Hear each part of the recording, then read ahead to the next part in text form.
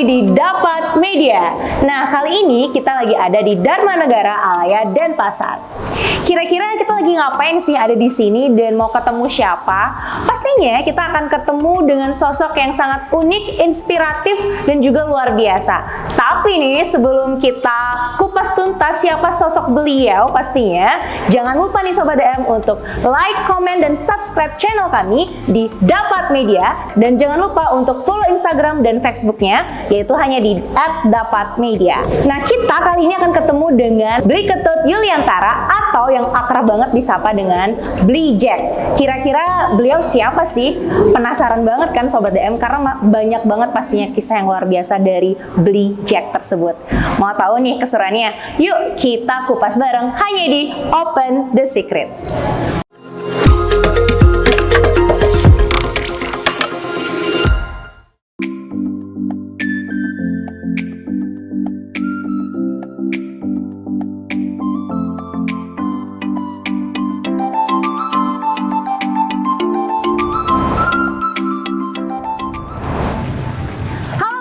Hai. Apa kabar nih Bli Jack? Baik. Apa kabar sayang? Baik. Aduh, dipanggil sayang loh sama Bli Jack. Aduh, jadi baper ya jadinya.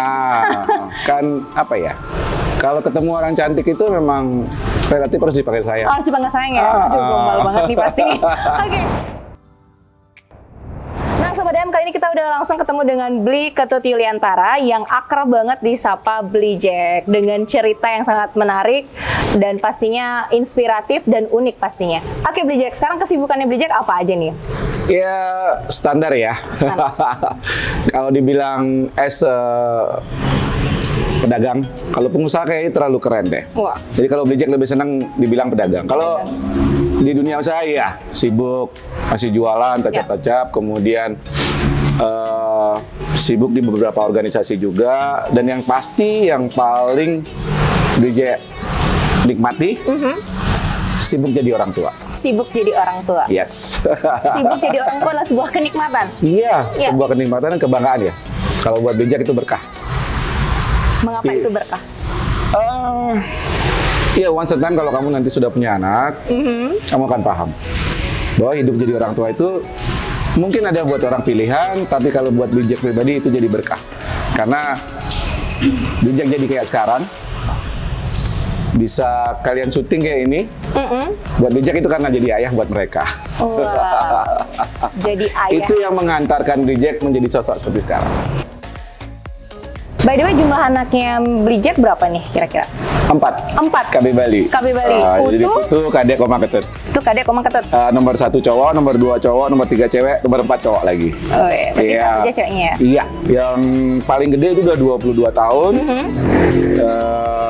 Lagi mau ujian skripsi, kuliah di hukum, terus punya 3 bisnis. 3 bisnis. Kalau yang nomor 2 udah tamat SMK penerbangan, umur 19 tahun. Dia punya 4 bisnis, malah lebih banyak dari kakaknya, dan juga seorang atlet para layang. Kalau yang nomor 3 masih kelas 2 SMK yang cewek, itu ngambil sekolah kesehatan perawat. Kalau si bungsu sama juga ngikut kakaknya di sekolah kesehatan, ngambil farmasi. Gitu. 4 anak, tapi penampilannya ngerasa kayak nggak cocok aja gitu. 4 anak masih muda gitu maksudnya. Muda itu, tua itu pasti ya? Tua itu pasti. Tapi berjiwa muda itu pilihan. Dan yang pasti, ini side effect kalau menurut Bli Jack, itu karena positioning Bli Jack. Sebagai? As a single parent. Oke, as a single parent. Yes, dan itu sudah 16 tahun. Wow, jadi seperti itu ya Sobat DM, sebuah hal yang sangat luar biasa sekali sebagai seorang single parent yang merawat dan mendidik anaknya 4 putu Kadek Koma Ketut. Yep. Itu gimana tuh cerita uniknya ataupun kisah-kisah, dan pastinya bagaimana caranya Bli Jack untuk bisa merawat dan mendidik sebagai single parent tuh? Kalau dibilang merawat sendiri mungkin terlalu jumawa ya. Tentunya Bli Jack nggak sendiri. Setelah divorce sama mantan istri, sebenarnya di situ ada keterlibatan keluarga juga. Ada orang tua. Bli Jack anak bungsu dari 4 bersaudara. Jadi Bli Jack masih punya kakak-kakak juga yang willing support Bli Jack, membesarkan mereka.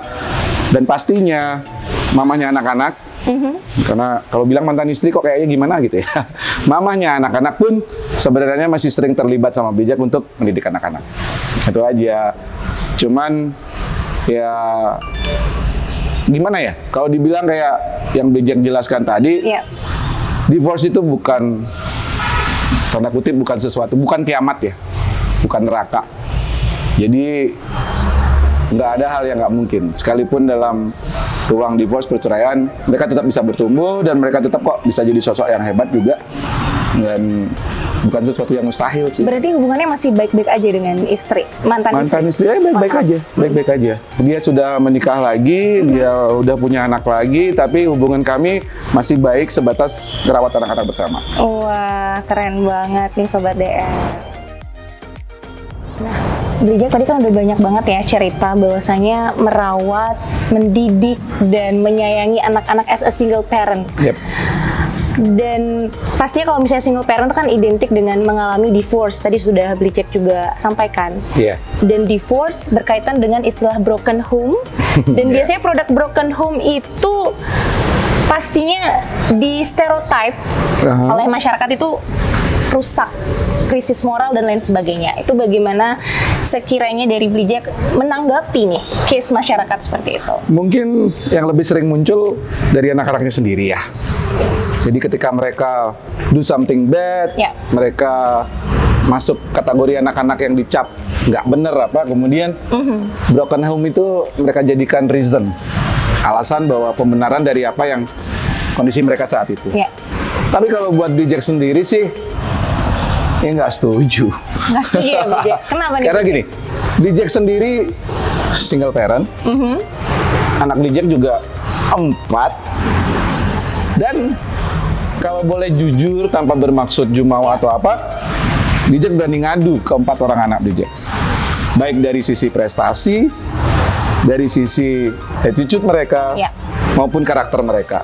Jadi kalau kita ngomongin broken home, divorce itu bukan broken home buat Jack. Bukan. Divorce bukan broken Bukan home broken ya? home. Ya, catat Jadi ada ya. bedanya ya? Ada bedanya. gitu. Bedanya adalah Oke, ketika kamu bicara bahwa ada sebuah keluarga yang masih utuh, Ya. lengkap dengan ada bapak, ibu, dan anaknya, tapi seperti neraka gitu loh istilahnya. Kalau buat Jack itu neraka, bahwa vibes-nya nggak bagus ya? orang tuanya nggak rukun. Ya. Mereka udah pisah ranjang, mereka perang dingin, bahkan kalau sekalinya bicara itu yang terjadi hanya pertengkaran. Itu broken home buat Jack. Tapi kalau divorce, kemudian produk divorce ini, maksudnya orang tua yang divorce ini kemudian mereka living dalam kehidupan Ya. mereka masing-masing, mereka rukun dan baik-baik saja membesarkan anak-anaknya. Ya buat Jack itu bukan broken home, malah itu keluarga yang sehat. Dia divorce, bercerai, tapi sehat. tapi sehat. Daripada keluarga yang utuh, tapi sakit. Itu broken home buat Jack. Wah, ini Catat ya. baru tahu banget nih, karena kan selama ini divorce itu sudah dipastikan broken Identik home ya. dengan broken Iya, home, identik ya. dengan broken home yang sudah berkembang dalam Iya. persepsi masyarakat. Iya, benar. Tapi bagaimana nih untuk keluarga-keluarga yang memang rukun, harmonis? Apakah selalu dia akan merasakan broken home atau bagaimana? Ya, enggak lah, maksudnya itu kan kembali ke kondisi dan kondisi keluarga itu masing-masing Iya. ya. Kita juga nggak menampik banyak sekali keluarga yang memang benar-benar harmonis. Benar-benar. Dalam artian dia utuh dan kemudian mereka juga utuh, harmonis dan juga mampu merawat anak-anaknya dengan baik. Cuman mungkin kalau buat Jack pribadi digarisbawahi bahwa keluarga yang divorce bukan berarti nggak mungkin juga mendidik anak-anaknya dengan baik. Sendiri pun Ya. siapapun orang tuanya, entah itu seorang ayah, entah itu seorang ibu, mereka tetap juga punya kesempatan dan kemampuan bisa mendidik anak-anaknya dengan baik. Seperti Jack ya Sobat DM. Sebagai seorang single parent dan laki-laki ya, karena selama ini stereotipnya adalah banyak sekali single parent seorang wanita atau perempuan, dan kita bisa saksikan bersama kisah inspiratif uniknya dari Jack yang merawat, mendidik, dan membimbing anak-anaknya. 4 ya Jack ya. Butuh Kadek Komeng Ketut dengan prestasi yang sangat luar biasa. Ada yang udah punya 4 bisnis, kemudian masih sekolah juga punya ide bisnis, dan akhirnya sudah diwujudkan bisnis-bisnis tersebut.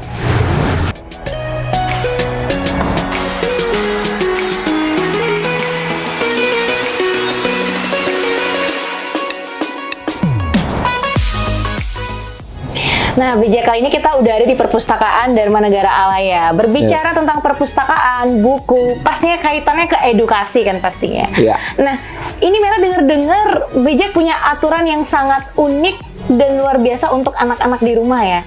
Katanya nggak boleh belajar di rumah, itu katanya gimana tuh?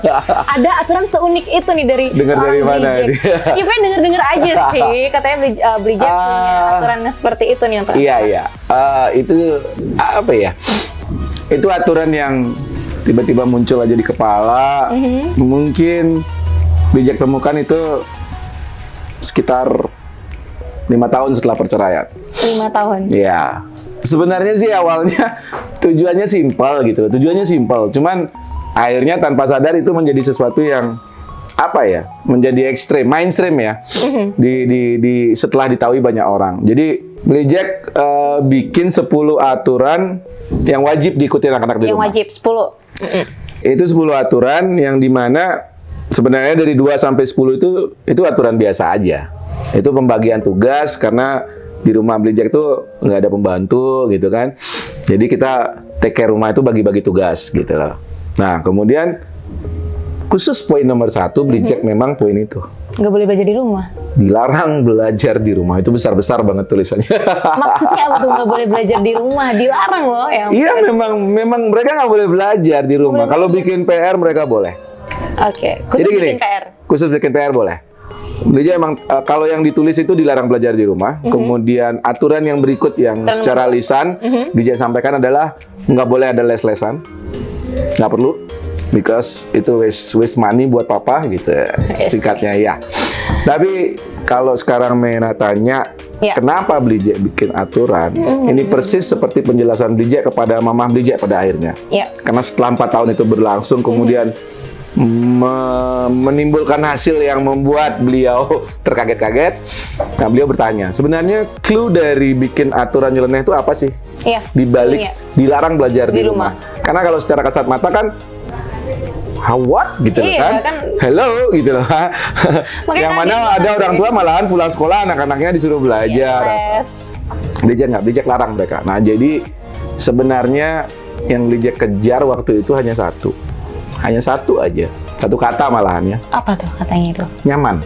Nyaman. Ya. Jadi Bijak pengen ketika anak-anak Bijak berangkat sekolah, dia nyaman. Dia seneng, dia happy gitu. Oh, mau ketemu teman-teman, mau ketemu ibu guru, pak guru, nanti di sekolah bakalan dia apa? Istilahnya dia have fun. Gitu kan. Kemudian ketika dia pulang, selesai beraktivitas sekolah, dia nyaman. Sampai di rumah, oke, asik. Tidak ada lagi yang harus habis ini jam sekian harus les ini, jam sekian harus les ini, hari ini les segini, hari ini nggak ada. Kemudian Willing ketika setelah dia pulang sekolah nggak ada kegiatan, kakak mau keluar ya, mau keluar sama teman-teman, go ahead. Dia nyaman keluar. Bijak izinin. Izinin, kenapa enggak gitu loh. As long dia udah gini, as long dia udah mengerjakan tugas-tugas di rumahnya, bersih-bersih rumah itu. Dari aturan yang jadi aturan yang memang dibuat. Mereka freedom, mereka boleh keluar. Bijak nggak pernah kasih larangan. Bahkan ada beberapa hal, mungkin kalau didengar guru-gurunya sekarang mereka emosi jiwa ya. Karena gini, dari SMP anak-anak Bijak itu boleh bolos. Boleh bolos? Boleh. Serius? Gini, karena Bijak jelaskan ke mereka begini ya. Papa lebih dulu pernah jadi murid dibandingkan kalian. Jadi Papa tahu nakal-nakalnya murid itu kayak apa. Bolos pasti. Jadi daripada kalian bohong sama Papa, once a time kalian akan ketemu timing di mana kalian boring, nggak pengen sekolah. Jadi Bijak langsung bilang, kalian boleh bolos. Hah? Serius, Pak? Serius? Boleh bolos, tapi dengan beberapa aturan. Pertama, stay at home. Tak kalian mau tidur, bantuin nenek bersihin rumah, atau sesekali keluar nganter nenek mungkin ke pasar atau ke apa, which is silakan. Tapi during teman-teman kalian jam belajar di sekolah, kalian nggak boleh pergi.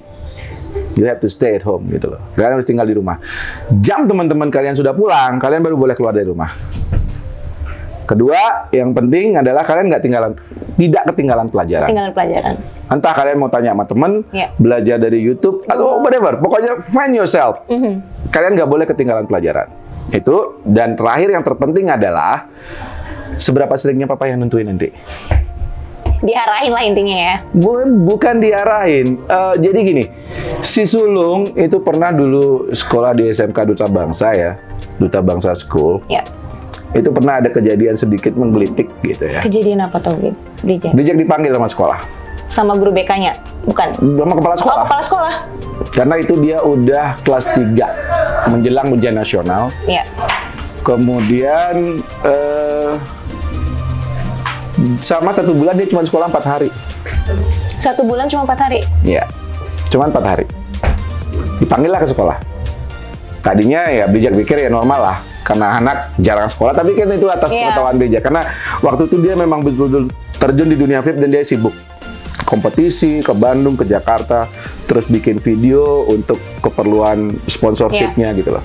Jadi memang Bridget tahu kesibukannya dia dan Bridget biarkan gitu. Biarkan karena dia itu udah bagian dari kesepakatan Bridget. Tapi lucunya ketika datang ke sekolah, itu kepala sekolah, wali atau gurunya bukan mau marah sama Bridget. Ternyata nggak dimarahin? Enggak, bukan mau marah. Mereka hanya penasaran. Tahu kenapa mereka nggak marah? Kenapa? Dia juara umumnya. Wow, dalam 1 bulan cuma 4 kali ya anggapannya ya? Iya. Sekolah dan jadi juara kalau dari segi kepintaran, nilai, itu dia juara umumnya. juara umum Ya, di sekolahnya? ya. Oh my god. Dilarang belajar di rumah, sering bolos. Boleh bolos. Tapi endingnya, resultnya, ya. Juara ya?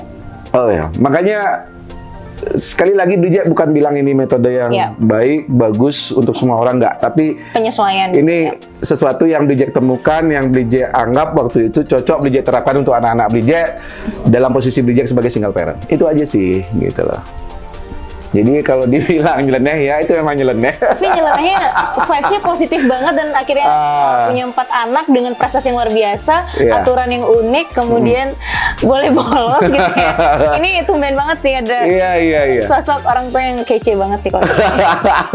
Oke, selanjutnya nih terkait dengan edukasi anak tadi sudah ya bahwasanya dengan aturan-aturan yang luar biasa, nggak boleh belajar di rumah dan lain sebagainya. Selain merawat dan mendidik anak nih, kebiasaan atau aktivitas apa aja nih yang saat ini Bridget ya seperti lakukan? Dibilang tadi ya, di awal kita ketemu, kesibukan Bridget selain menjadi orang tua, kemudian aktif di organisasi yang mungkin dilihat banyak orang adalah Bridget seorang pengusaha gitu kan. Kalau Bridget bilang sih pedagang ya gitu loh.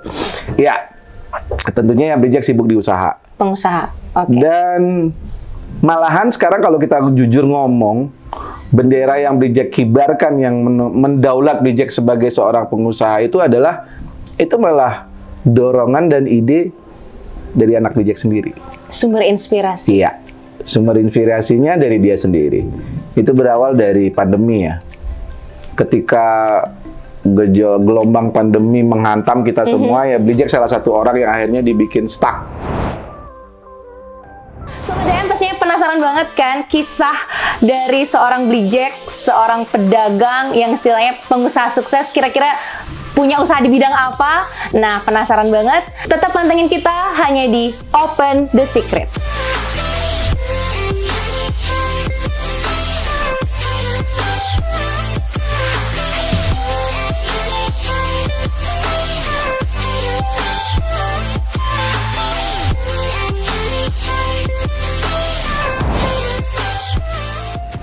Ya, Bridget tadi kan cerita ya bahwa Bridget adalah pengusaha. Berarti pengusaha di bidang kuliner. Yap, kuliner. Dan tepat sekali depan kita sudah ada produk Boinas.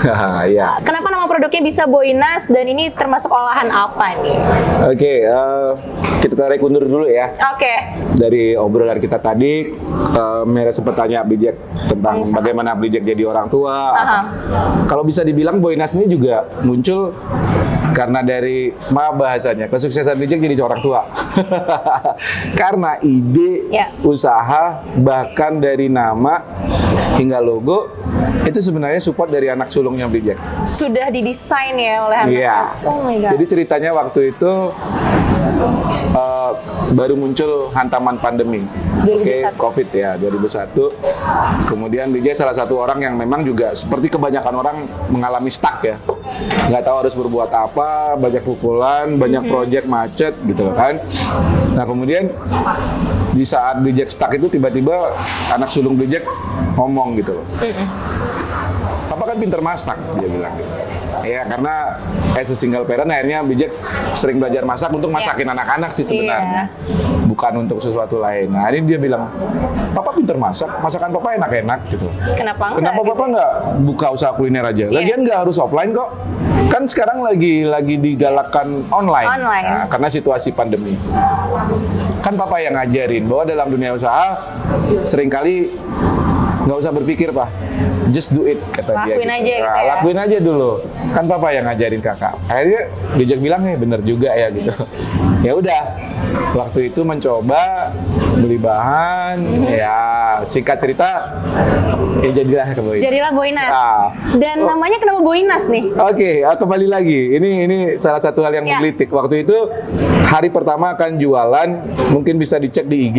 Ya. Postingan di IG pertama adalah itu hari pertama Bijak jualan. Bijak bilang sama dia, "Kak, Papa mau jualan hari ini. Papa nggak mau tahu, buatin Papa nama plus logo. Papa kasih kamu waktu 1 jam." 1 jam singkat 1 jam, banget sih makanya itu dia bilang, sih. "Papa ini ada-ada aja." Pokoknya Papa kan kamu yang nyuruh Papa jualan ya. Singkat cerita dia buatkan, kemudian muncullah nama Boynas. Awalnya Bijak juga unik sih gitu, cuman apa sih artinya Kak? Gitu. Nah, karena memang waktu itu konsentrate-nya sebenarnya lagi pengen bikin produk rice box. Rice box. Enggak cuman di babi, cuman ayam segala macam gitu kan. Terus dia bilang, ya itu jualan Papa. Apaan? Box isi nasi. Boynas. Iya. Oke. As simple as that sebenarnya. Nama Boynas itu muncul. Cuman akhirnya dalam perjalanan dari produk yang Bijak coba buat, repeat order tertinggi dan selalu muncul itu adalah di produk pork belly. Dan akhirnya sekarang lebih fokus. Akhirnya bukan hanya fokus di satu produk ini aja sekarang. Ya, Boynas dan olahan babi gitu. Olahan babi ya. Itu. Dan sekarang masih tetap aktif untuk promosi dan Iya, bahkan oke, ini sebenarnya perjalanan Boynas juga Bijak bilang Mas Tungkare ya. Ya. Itu mendapat support dari banyak pihak, dari Kota Denpasar, Badan Kreatif, Kemenparekraf, karena sekali lagi ini base camp. Bijak sering main ke sini, salah satu kelebihan sering main ke sini adalah kita adalah orang-orang yang paling pertama dengar kalau ada berita terupdate yang dimiliki oleh Bekraf. Ya itu, entah Kemenparekraf punya program, mereka turunin ke Bekraf pasti akan membawa itu ke UKM-UKM. Ya karena kita sering main ke sini, ya kita orang-orang yang paling pertama mendengar gitu setiap ada program-program tertentu. Nah, itu salah satunya. adalah produk UMKM ya. Iya, makanya ini contoh kayak kemasan ini lah. Ini salah satu kemarin itu ada program dari Kemenparekraf namanya Bedakan. Bedakan. Nah, Bedakan itu support Kemenparekraf ke UKM. Mereka bantu kita untuk mendesain ulang logo. Jikalau logo kita dianggap belum menjual gitu kan, itu ditemani dengan pakar memang. Kemudian pakar desain untuk logo. Kemudian kita dapat support kemasan. Nah, ini Boynas salah satu yang terpilih pada waktu itu gitu. Wow, hebat banget. Dan setelah itu pun masih ada beberapa support dari Kemenparekraf yang memang juga melalui Badan Kreatif yang Bijak dapatkan. Salah satu adalah Boynas ini nggak cuma UMKM kecil lagi, tapi sekarang sudah berbadan PT, jadi namanya PT Boynas Boga Pratama gitu loh. Jadi sisi market Boynas pun sudah nggak hanya di lokal Bali, tapi untuk frozen itu kita sudah sampai mengirim ke Jakarta, ke Surabaya, ke Bandung. Tingkat nasional bukan lokal aja ya. Iya. Dan semoga akan internasional ya. Amin. Astungkare. Ya, makanya ya apa ya? Sebagai pengusaha mungkin memang benar ya moto di salah satu organisasi yang Bijak ikut adalah pejuang pengusaha pejuang, bahwa dalam situasi pandemi pun buat kami bukan waktunya kami tiarap gitu loh atau menyerah. Tapi at least malahan pandemi itu menjadi salah satu barometer yang menekan kita untuk berkreativitas lagi gitu. Jadi kuncinya di sana ya, kreativitas. Dan hasilnya adalah Boynas. Iya, Boynas ini langsung. Ya, jadi tadi Bijak sudah sampaikan bahwa Boynas ini mendapatkan antusiasme dan respon positif banget dari pihak pemerintah ya. Iya. Dan akhirnya berkembang menjadi PT Boynas Boga Pratama. Iya. Bagaimana nih untuk kedepannya strategi pengembangan dalam artian bukan hanya menjual tapi memasarkan produk Boynas ini? Oke, sebenarnya basic ya. Basic. Kalau buat Bijak, karena contoh lah ketika pandemi berlangsung, Bijak bukan orang yang terbiasa, belum pernah bahkan bukan terbiasa, belum pernah terjun di dunia kuliner ya, usaha kuliner gitu. Ini pertama kali ya berarti? Baru pertama kali. Jadi teknik marketing waktu itu tuh very simple ya, bahwa dari orang terdekat. Nah, kebetulan Blijack ada di organisasi, punya banyak teman. Ya awal masak, jualan pertama adalah telepon, WA, nodong. Maksa beli, gitu beli, loh, nodong. ya. Pokoknya gue mau tahu, lu harus beli nih. Harus beli nih. Gue jualan gitu. Iya. Ya, karena situasi pandemi, terus banyak slogan bantu teman segala macam gitu kan. Nah, singkat cerita ya banyak lah teman-teman yang memang beli, entah mereka terpaksa atau apa. Pokoknya mereka beli aja. Penting beli aja ya. 3 minggu pertama pemaksaan gitu kan. And then kemudian ternyata muncul repeat order. Blijack ternyata enak loh gitu loh. Mau dong lagi pork belly-nya, mau dong lagi. Nah, padahal waktu awal tuh Blijack masak banyak hal gitu loh. Ada sate gitu, ada rendang segala macam lah. Cuman entah kenapa repeat order yang terjadi itu adalah rata-rata di pork belly. Bukan rata-rata, semua di pork belly. Mayoritas ya. Mayoritas gitu loh. Repeat order yang akhirnya Blijack bilang, oh berarti pork belly gue enak nih gitu kan. Mulailah Blijack touch up lagi. Memang waktu pertama kali ngeluarin pork belly pun sebenarnya belum dalam bentuk seperti ini dan taste-nya juga belum sesempurna ini. Itu masih trial gitu loh. Akhirnya Blijack coba sempurnakan sampai ketemu format yang ini. Dan akhirnya Blijack putuskan, oke, gue hanya mau konsentrasi produk ini aja, mau jualan produk ini. Dan Astungkara sekian waktu berjalan dia meledak, ya udah jadi kayak sekarang gitu. Artinya seperti prinsip Blijack tadi ya. Pokoknya yang penting mau dan usaha dan yang pasti gini. Kalau kamu pengen jadi seorang artis, masuklah kamu di circle artis. Oke. Kalau kamu mau jadi seorang pedagang, pengusaha, ya masuklah di circle pengusaha gitu. Jalin relasi lah di circle pengusaha ya. Contoh, kenapa Blijack bisa sering main ke gedung ini gitu ya. Akhirnya kita Daulat Dharma Negara Alaya ini dan Blijack Daulat dan teman-teman menjadi base camp adalah itu awalnya dari circle-nya Blijack gitu loh. Jadi circle HIPMI, Himpunan Pengusaha Muda Indonesia cabang Kota Denpasar. Nah, di sanalah bisa dibilang keluarga organisasi yang mengajarkan Blijack, mengantarkan Blijack untuk menjadi seorang pengusaha seperti sekarang. Itu tempat Blijack belajar yang akhirnya juga mereka orang-orang yang mensupport ketika Blijack awal membangun Boinas, teman diskusi gitu loh, ngasih masukan-masukan. Kemudian muncul di base camp ini kita dapat informasi yang willing akhirnya dapat support dari pemerintah. Kira menjadi PT. Jadi kalau saran Blijack, jika kamu pengen terjun di dunia usaha, yaitu pertama masuk ke circle-nya dulu. Itu wajib. Relasinya dulu ya. Nah, bangun networking. Kemudian you have to try masuk di circle-nya pemerintah. Wajib itu. Baik Sobat DM, tadi kita sudah dengar banget kisah yang sangat luar biasa dari Blijack, bahwasanya selain sebagai edukator untuk anak-anaknya, ternyata punya usaha juga di bidang kuliner dan tentunya banyak relasi seperti itu ya, mendapat dukungan dari pemerintah dan juga ikut organisasi dan lain sebagainya. Dan tentunya apa yang Blijack sampaikan tadi adalah tips dalam usaha, yaitu yang penting berani aja dulu, yang penting ada niat dan lakuin Sobat DM. Dan tentunya adalah perbanyak relasi atau networking, dan jangan lupa untuk kita juga bisa kerjasama dengan pihak pemerintah dan lain sebagainya, seperti itu ya Sobat DM. Oke, nah berbicara tentang organisasi nih Blijack, kira-kira berapa banyak sih organisasi yang Blijack ikuti, namanya apa aja dan menjabatnya sebagai apa aja nih? Apakah semua ketua atau gimana nih? Enggak. Kalau ketua sih nggak terpikir ya, karena sebenarnya Blijack lebih senang lebih senang bangun networkingnya ya. Kalau orang Bali bilang rada geruduknya ya. Nah, awal pertama ikut organisasi itu adalah di Himpunan Pengusaha Muda Indonesia, HIPMI. DPC Kota Denpasar gitu. Nah, kalau bisa dibilang sampai sekarang itu sudah ya sekitar 12 tahun lah. Lama banget ya. Ya, cuman kalau di HIPMI Kota Denpasar sekarang posisi Blijack sudah pembina. Pembina? Iya, bukan istilahnya bukan pengurus aktif gitu loh. Ya, ya pembina bahasa Indonesia, kalau orang Bali mungkin bilang pengelingsir di sana. Penasehatnya. Tapi kalau di HIPMI BPD Bali, Iya. Blijak masih pengurus aktif itu di kompartemen bidang 9. Kemudian baru-baru ini dari bulan April bersama teman-teman di dunia marching band kita membentuk Inorga namanya ya. Di bawah Kormi itu ada induk olahraga. Kita ada di FIBI. Ya. FIBI itu Federasi Youth Band Indonesia. Kami menggawangi anak-anak yang berkecimpung di dunia marching band. Ya, bulan Juli kemarin mengirim atlet ke Fornas, Astungkaro pulang bawa 2 emas 1 perak.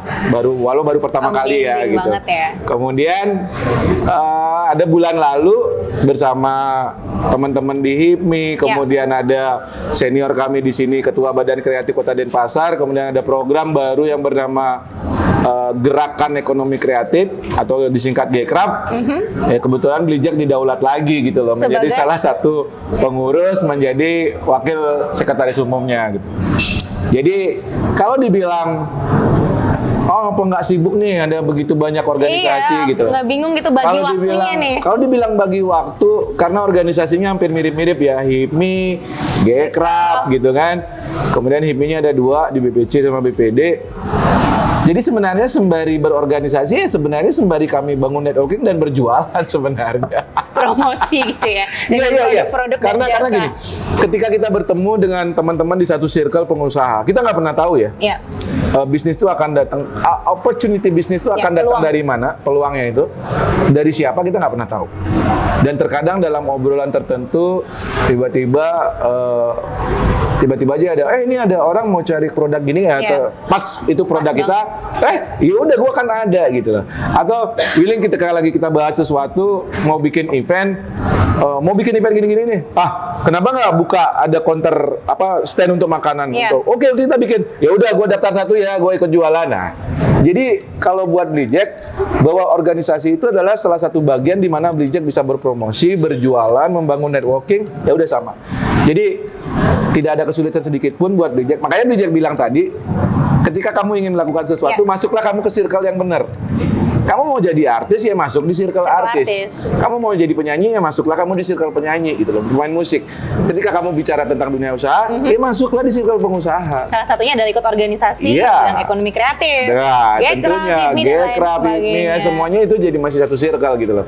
Jadi sambil bekerja, sambil have fun, berorganisasi ya berjualan juga. Banyak gitu. teman sambil menyelam minum air gitu Ya, itu Seperti lebih pas. istilah Mungkin itu Hepburn lebih seperti pasnya itu. Wow, keren banget. Terima kasih banyak ya Blijak Iya. ya. Sangat luar biasa dan inspiratif pastinya Sobat DM dengan tipsnya untuk gimana sih cara kita untuk percaya diri dan harus semangat pastinya untuk selalu semangat dan berjuang untuk mengembangkan produk UMKM dan gimana tetap bisa mengatur waktu, manajemen waktu yang baik, melibatkan organisasi-organisasi pastinya. Nah, sebelum kita akhiri nih sesi Open the Secret pada hari ini, sepertinya Blijak ada yang ingin disampaikan ya sebagai closing statement-nya nih. Seorang Blijak, pengusaha bidang kuliner, organisator juga dan edukator untuk anak-anaknya. Silakan Blijak. Oke, jadi buat Sobat DM, mungkin kalau bisa bilang closing statement, ya closing statement dari saya. Tapi mungkin agak sedikit panjang ya closing statementnya, karena sebenarnya ada banyak hal yang ingin saya sampaikan. Iya. Tapi which is okay lah gini. Cuman mau kasih tahu buat rekan-rekan, adik-adik semua, Willy ketika kalian ingin terjun dalam dunia bisnis, dunia usaha, satu hal seperti yang tadi sempat disampaikan sama Mera adalah jangan berpikir, lakukan aja, just do it gitu ya. Kemudian dalam rumus hidup yang memang Blijak ajarkan juga ke anak-anak Blijak adalah satu hal, jangan pernah takut gagal.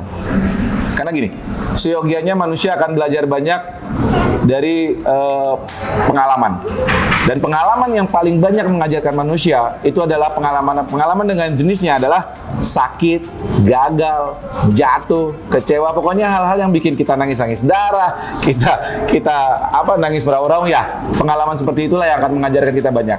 Intinya buat kalian semua, jangan pernah takut gagal, jangan pernah takut kalah, jangan pernah takut jatuh. Tapi takutlah ketika kamu nggak pernah berani mencoba apapun dalam kehidupan kalian. take note itu. Wow, keren banget nih Sobat DM. Udah nggak bisa berkata-kata lagi nih untuk sosok Blijack dengan edukatornya ya, sebagai seorang edukator, organisator, pengusaha dan lain sebagainya yang sangat sukses.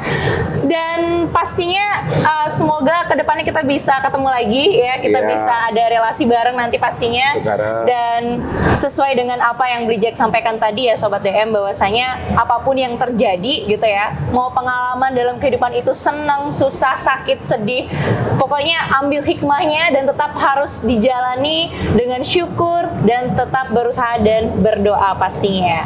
Baiklah Sobat DM, sampai jumpa di episode berikutnya dengan kisah-kisah inspiratif dan sosok narasumber yang luar biasa, yang sama luar biasanya amazing ya dengan Blijack nih ya. Dan semoga bisa mendapatkan insight-insight yang luar biasa dari sosok Blijack. Sampai jumpa dan tetap terus support kami di channel Dapat Media, dan juga jangan lupa klik like dan subscribe. Terus follow juga Instagram dan Facebook di @dapatmedia. Sampai jumpa di episode Open the Secret lainnya hanya di Dapat Media. Sampai jumpa.